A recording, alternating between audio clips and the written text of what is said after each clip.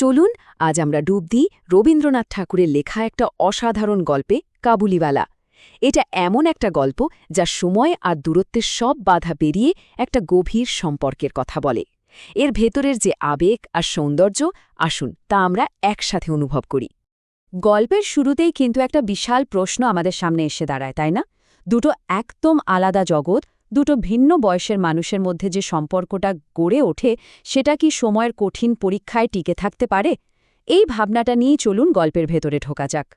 গল্পটা আমাদের নিয়ে যায় সেই পুরনো কলকাতায়, আর এখানেই শুরু হতে চলেছে এমন এক বন্ধুত্বের গল্প যা হয়তো প্রথম দেখায় একদমই অসম্ভব মনে হতে পারে। তো প্রথমেই আলাপ করা যাক মিনির সাথে। ছোট্ট একটা মেয়ে, কিন্তু কথায় যেন ঝড়, সারাক্ষণ বকবক করত আর তার মাথায় ঘুরত হাজারটা প্রশ্ন। এই কৌতূহলই তাকে সবার থেকে আলাদা করে তুলেছিল। এখন মনে প্রশ্ন আসতেই পারে, এই কাবুলিওয়ালা মানেটা কি? আসলে সেই সময় আফগানিস্তানের কাবুল থেকে অনেক লম্বা চওড়া চেহারার মানুষ কলকাতায় আসতেন শুকনো ফল বিক্রি করতে, আর এখানকার লোকেরা ভালোবেসে তাদের এই নামেই ডাকত।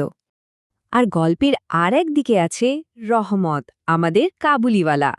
নিজের দেশ পরিবার সব ছেড়ে অনেক দূরে কলকাতায় এসেছেন ফল বিক্রি করতে। তার এই একাকী জীবনে ছোট্ট মিনি এক রাশ আলো নিয়ে আসতে চলেছে। তো কিভাবে এই দুজন একদম আলাদা জগতের মানুষের মধ্যে বন্ধুত্বটা হলো, আর কিভাবেই বা একটা ছোট্ট প্রশ্ন তাদের সম্পর্কের মূল ভিত্তি হয়ে দাঁড়ালো, চলুন সেটাই দেখি। ব্যাপারটা কিন্তু খুব সহজ আর সুন্দরভাবে শুরু হয়েছিল। মানে প্রথমে তো মিনি ওই বিশাল চেহারার লোকটাকে দেখে একটু ভয়ই পেত, কিন্তু রহমত ওকে বাদাম কিশমিশ দিত, আর ব্যাস ওই ছোট ছোট উপহারে সব ভয় উধাও। এরপর তো শুরু হলো তাদের মধ্যে মজাদার সব গল্প আর খুনসুকি। আর তাদের এই খুনসুটির মধ্যে সবচেয়ে মজার প্রশ্নটা ছিল, তুমি কি শ্বশুরবাড়ি যাবে? ভাবুন তো, ছোট্ট একটা মেয়ে রোজ এই প্রশ্নটা করত, আর এটাই ছিল তাদের সম্পর্কের একটা সিগনেচার টিউনের মতো। কিন্তু এই একটা প্রশ্নে রহমত কেন এত হাসত বলুন তো? এর পেছনে কিন্তু একটা খুব গভীর আবেগ লুকিয়েছিল মিনির মধ্যে। ওর ওই ছেলে মানুষের প্রশ্নের মধ্যে রহমত তার নিজের ছোট্ট মেয়েটাকে দেখতে পেত, যে আফগানিস্তানে অনেক দূরে ছিল। এই সুন্দর গল্পটা বেশ ভালোই চলছিল, কিন্তু হঠাৎ করেই সবকিছু ওলটপালট হয়ে গেল। এমন একটা ঘটনা ঘটল যা এই দুজনকে একদম আলাদা করে দিল। হয়েছিল কি, একদিন দেনা পাওনা নিয়ে একজনের সঙ্গে রহমতের বেশ ঝামেলা হয়, আর রাগের মাথায় রহমত তাকে আঘাত করে বসে। আর এই একটাই ভুল তার পুরো জীবনটা বদলে দেয়। আর এরপর সময়টা যেন থমকে গেল। যে বন্ধুত্বটা এত সুন্দরভাবে গড়ে উঠেছিল, সেখানে চলে এলো ঝগড়া, সংঘাত, আর তার পরিণতি দীর্ঘ বছরের জেল। দেখতে দেখতে অনেকগুলো বছর কেটে গেল। রহমত আর মিনির জীবন থেকে হারিয়ে গেল অনেক অনেক বছর পর। যেদিন রহমত জেল থেকে ছাড়া পেল, সে আর কোথাও গেল না, সোজা ছুটে এলো তার ছোট্ট বন্ধু মিনির সাথে দেখা করতে। কিন্তু এতগুলো বছরের সময় তো আর থেমে থাকেনি, তাই না? আর এটাই ছিল সবচেয়ে হৃদয় বিদারক। ভাবা যায়, এতগুলো কঠিন বছর জেলে কাটানোর পর তার একটাই চিন্তা, একটাই ইচ্ছা, মিনির সাথে দেখা করা। তার মনে হয়তো তখনও সেই ছোট্ট কথা বলা মেয়েটার ছবি আঁকা ছিল।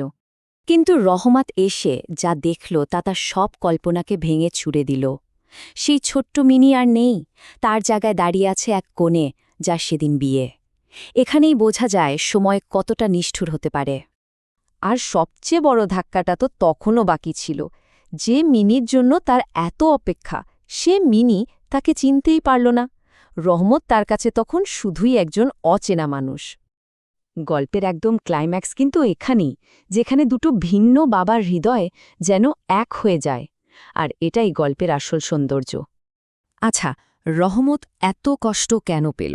শুধু কি মিনি তাকে চিনতে পারেনি বলে? না, এর পেছনের যন্ত্রণাটা ছিল আরও অনেক গভীর।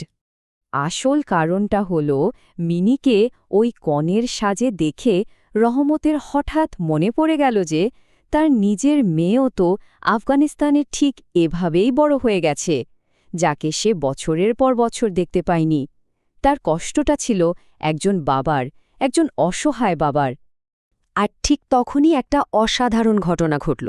মিনির বাবা রহমতের চোখের দিকে তাকিয়ে তার ভেতরের সব কষ্টটা বুঝে ফেললেন।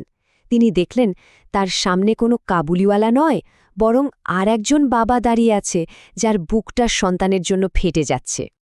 আর এই সহানুভূতির জায়গা থেকেই তিনি যা করলেন তা সত্যিই অসাধারণ। নিজের মেয়ের বিয়ের খরচার টাকা থেকে একটা বড় অংশ রহমতের হাতে দিয়ে বললেন, যাও, নিজের দেশে ফিরে যাও, নিজের মেয়ের কাছে যাও। এই একটা কাজ যেন গল্পের সব দুঃখকে ভুলিয়ে দিল। গল্পটা তো এখানে শেষ হয়ে যায়, কিন্তু একটা প্রশ্ন আমাদের ভাবনার জন্য রেখে যায়।